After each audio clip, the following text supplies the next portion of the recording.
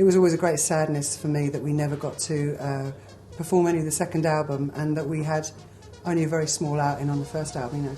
So this has got nothing to do, for me, about nostalgia. You know, I'd never do one of those kind of 80s tours or anything like that, and everything to do with the fact that it was a really strong body of work that deserves to have a live airing.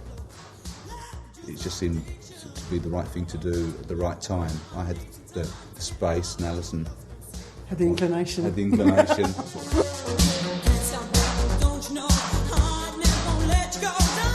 Yazoo was something that was really tied up with the three elements of the song, of the voice and the electronica. You couldn't ever split those apart. I think the one thing that defined us and the way that we made music at the time was that we never referenced anything else. We never came into the studio playing each other music or records or, you know, the kind of patchwork that music is today of sampling or, you know, lifting from other sounds. You know, this was something that was like kind of a part of the original thought. It was all done very, very quickly.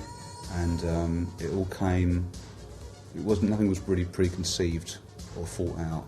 It was all very spontaneous. Even though it's electronic program music, it was spontaneous. There was no model that we were following, you know. This wasn't about us embarking on a career. It was about the fact that Vince had a song that he wanted to record, and he was looking for a different type of voice than the one he'd been working with in Depeche, you know.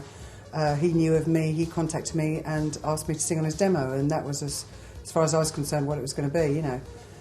It's just that there was something that happened within that kind of happy accident that encouraged us to see what else we could come up with. Myself and Alison haven't spoken for a long time, but at the same time, I knew that everybody wanted to do this, so yeah.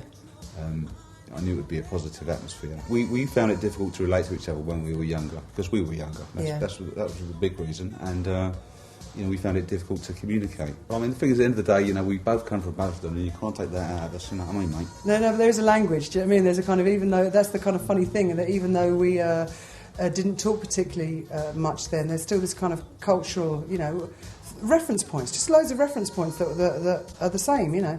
I think it's going to be very exciting, you know. It's I feel a lot more relaxed about touring anyway, just because technology has moved on quite a lot since myself and Alison last toured, so I'm not going to spend the whole of the evening worrying like I used to, and I'm going to get the opportunity to actually enjoy the concert. You know, I think it's going to be quite a powerful show, actually.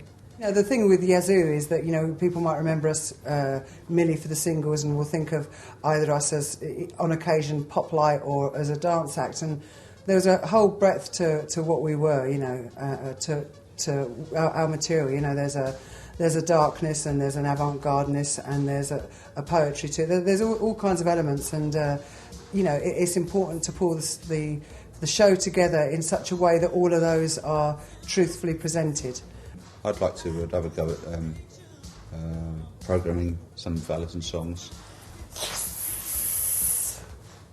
But they've got loads of chords in there. Those are difficult. Vince is still a part of a very current group, you know, and I'm aware that we've got a window of time, and if that turns into something more within that window, then I'll be really excited to see what it's going to be. It all has to be creative led. It all has to be about the song, and absolutely has nothing to do with a kind of just trying to, you know, capitalise on something else. It's not about that at all. As much as the interest is gratifying, that can never be a reason. I don't think you should do anything creatively based on what you think a market force is going to be or what you think the audience is going to be. It has to come from a purer place than that. We've got different agendas. Do you know what I mean? You know, like Vince's obviously an important agenda is his relationship with, you know, Andy. I'm freer than that. Do you know what I mean? In that sense. So Vince's starting point has always got to be from the perspective of Erasure. My starting point is always going to be from the perspective of me, you know. I didn't tell him. I said that the idea's come up, and how do you feel about that? You know, because you know, we have a very close relationship, and I didn't want to do anything to upset that relationship. And he just emailed me back and said, I'd like some tickets. Free, which obviously you won't get. I'll put them on my guest list, you mean bastard. Okay.